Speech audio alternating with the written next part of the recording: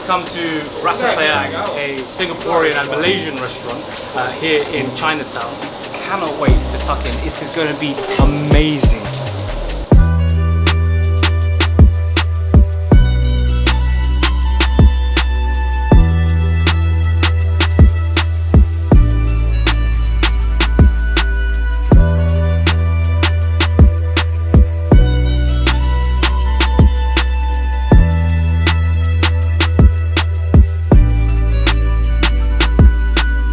We've arrived to central London now, just next to Chinatown. The original Rasa Sayang shop is actually in the heart of Chinatown. They've got a temporary placement here while they're just doing a bit of refurbishment. We're going to try amazing, authentic Malaysian and Singaporean street food. It's going to be phenomenal. I honestly can't wait. I've been looking forward to this for about a full-on week, so I'm super excited. Now, I think the difference is with Malaysian Singaporean is we've actually tried it before. Yeah. We're actually huge fans of it. Yeah. Still might not be as common as some of the other cuisines that you're used to having, but for us it is quite common. And what's fascinating about it is it's such a melting pot of different cultures, different ethnicities, different flavours all across Asia and indeed beyond. And I think that's really going to come across in every single bite here today, and that's what I'm super excited about. I'm super excited. I can't wait. You're obviously going to hate me for doing this, but I've got to go into the history of this place, of Singaporean and Malaysian. These guys, right? Different ethnic tribes, different styles of cooking to begin with, right? And then you get Javanese, Siamese, basically Thailand, Indonesian influences coming. You get Indians from South Asia that came through. You got people from China that also came through. Such a melting pot of different cultures, and these guys brought in with them a different array of cooking styles, and you'll be able to see in there a number of dishes are cooked on the wok in a Chinese style. So there's going to be so many different places represented in the plate here, and that to me is mind-blowing. Are you still going? I'm still going. Are you ready to go in now? Should we go in? Let's go in. How do you want to eat? Rasa Sayang, baby.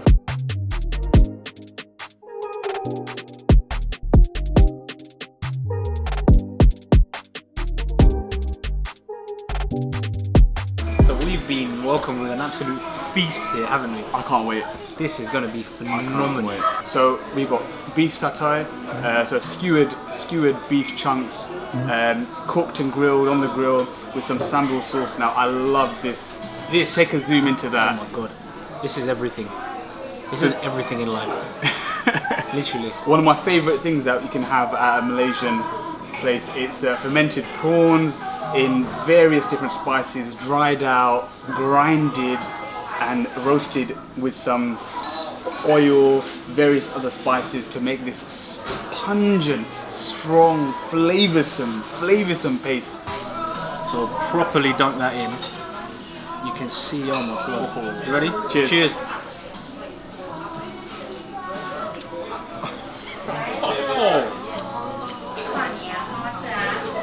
Oh my god. The meat is so tender. Unbelievable. And the warmth of the sambal as well. It's a sauce temperature wise that's warm. So it feels like you're having almost like a curry sauce on the side of this, but it's not really a curry. I'm lost for words, it's that good. Chicken next.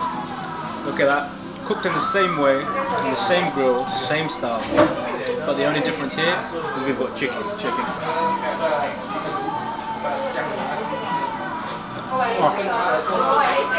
The sweetness of the marinade for the chicken, contrasting with the warmth and spiciness of the sambal, is just extraordinary. It's a match made in heaven, isn't it? I love it. Let's move on to the next one. So our first seafood. Wow. Look at that. Prawn. Oh my I'm just fascinated. Everything is just so intact. That's what you've always got to do with the head of a prawn.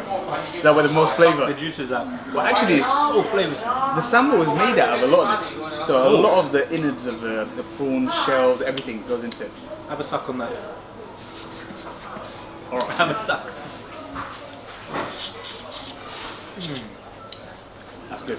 Wait, they're attacking each other. Hey, crossing swords.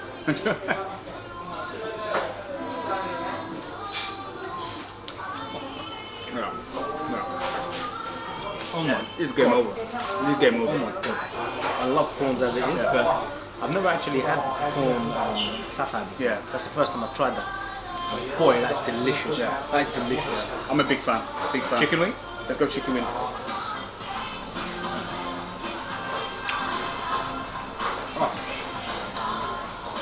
Very sweet. Good bit of kick. Very, very sweet. Just see here, this is just a perfect wing. It's got the skin on as well, which gives it this extra flavour, extra juices. And it's got a little bit of crisp as well at the end from where it's been cooked on the grill. Glazed in that sweet sauce, and then obviously you bang it in a bit of the sambal, and you can't go wrong. Alright, so next up, we have something that neither of us have tried before. We try stingray. So we've been told by the owner that this is her favourite dish. So we were quite excited to try it. I love the fact that this is on a banana leaf, by the way. Yeah. How authentic. It's just another... These little things, I think, Yeah. make all the difference when you come does. to a restaurant, when it comes to authenticity. It's the thing that killed Steve Irwin. R.I.P. R.I.P. R.I.P. I think it would have been a bit bigger than this, though. Yeah, it wouldn't have been this one. Watch me tearing in. It's such a soft, delicate fish. Look, I've just run my fork through, and it's just disintegrated. Not much meat actually. There's quite a bony base here at the Quite bottom. bony, yeah. Cheers.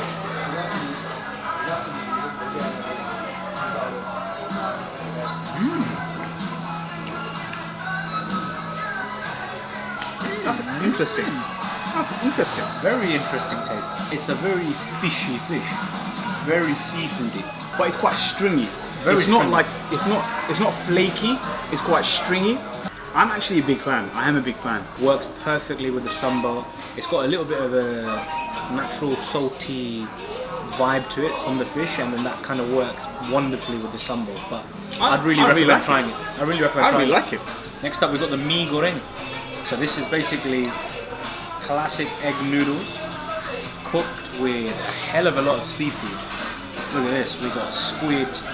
We got fish cake. Fish cakes, We got prawns. prawns, yeah. So it's a good selection as well. Chucked in there. Look, some egg. We saw the chef making it in the back. And It Martin's starts with a bit favourite, of egg. morning glory. Bit of morning glory. Look at that. Cheers. Cheers.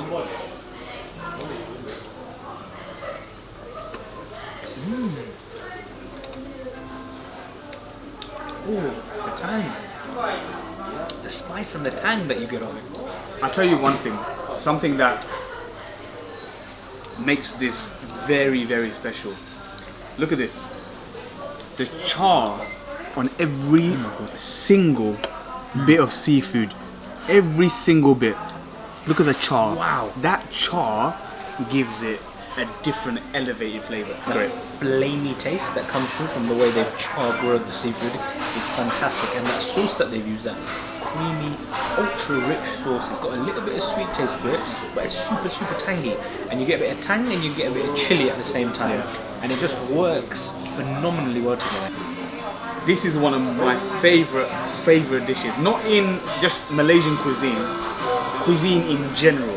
Top 5, easy. This is a spectacular beef rendang. Look at that. Try the meat. I need to give it its true introduction. For those that don't know what a beef rendang is, just imagine this. Slow cook, 7, 8, 9 loving hours of beef. Slow cooked and really reduced into not a very saucy. In this case, we've got a bit of sauce here, but a very rich curry. Honestly, the flavors that this thing packs is unbelievable, absolutely unbelievable, and I cannot wait. I'm savulating just talking about it. That's how good it is, and we're gonna go for it. You said savulating. Salivating. 7 to 8 hours just slow cooked, and it requires high maintenance. The chef told us in the back that every so often they've got to stir it. You can't just leave it for say 7-8 hours and run away. Yeah. You've got to constantly That monitor love and it. affection. Love and affection. This is what this dish epitomizes. Love. Let's try. Go this. for it. Cheers.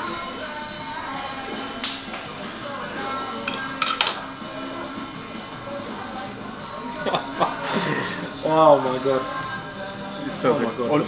The pleasure with that bite. is undescribable. How do I even begin to articulate what this tastes like? The chili, the sauce is perfect.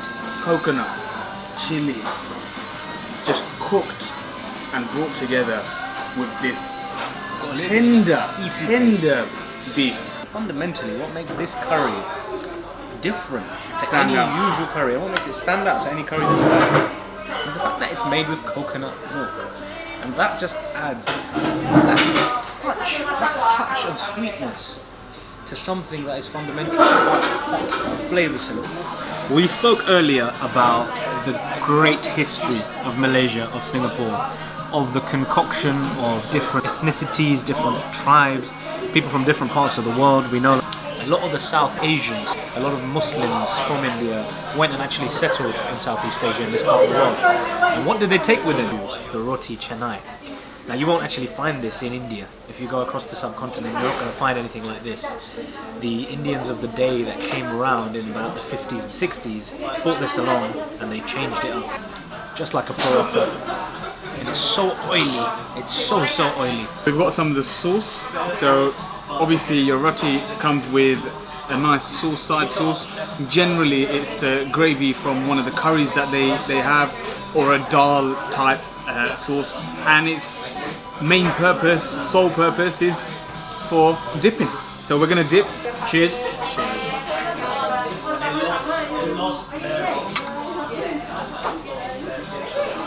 I'm having a Mark Means moment. Oh wow. Oh wow. We love you, Mark Means. No disrespect. That greasy, oily roti canai, it's so nice, it's so comforting, it's fresh off the fryer. You can imagine on a busy day, just having this. Can you see the by the layers? roadside? Oh, can you imagine? Grabbing one of these. Layers and layers and layers from the times that they folded it. It's such an intricate piece of work, an intricate piece of bread. And this is the end product. It's fantastic. And not to mention the sauce that comes with it. You know, you get everything you need in terms of flavour in this sauce. The laksa. There are so many different types of laksa in Southeast Asia. We're here to try the Singaporean laksa. And why is that different from any other laksa we're going to have? Well, so I'm familiar with the Malaysian laksa. Malaysian laksa is again phenomenal. Garnishing normally exactly the same. The difference between the Malaysian and the Singaporean, which we're about to try, is Malaysian is generally a sour type broth, whereas with the Singaporean, it's more sweet, savoury. But generally the garnish is the same. So we have your fish cakes, which are chopped up. We have our boiled eggs. We have some shredded cucumber, prawns, tofu. Laksa is the ultimate noodle soup, because beneath all of those things that he's just listed out lies some amazing, creamy, gorgeous noodles. This is going to be something else, isn't it? Cheers. Big bite.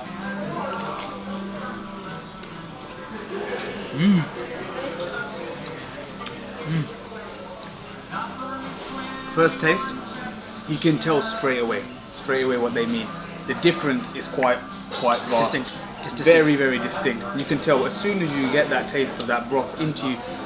There's not an element of sour in it. There's no sourness, it's sweet. The sweetness hits you, but then it's followed, like a chaser, is followed by this very strong, spicy flavour.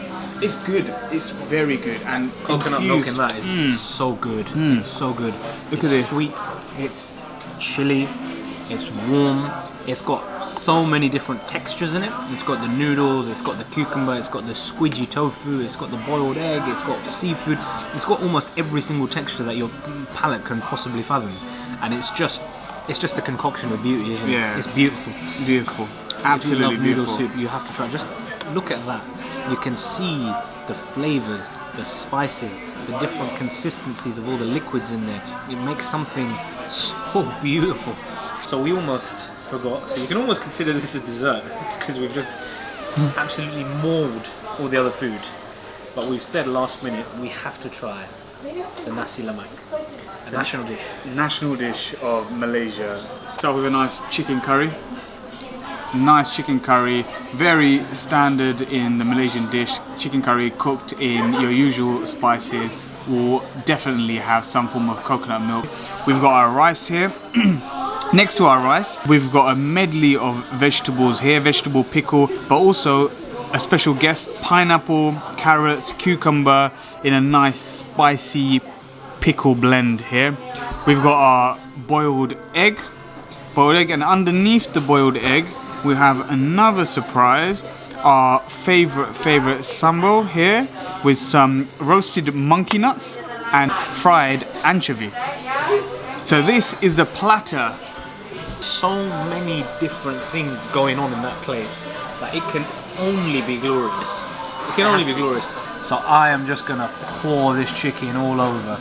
This dish is such a national favourite. You can literally find it in the McDonald's of Malaysia. Can you imagine walking into a McDonald's and finding this baby? So I've got a spoon load of everything, and because I can't fit the pineapple on, I've got a fork. I'm literally inventing a new way of using utensils. Ready? Cheers. Cheers.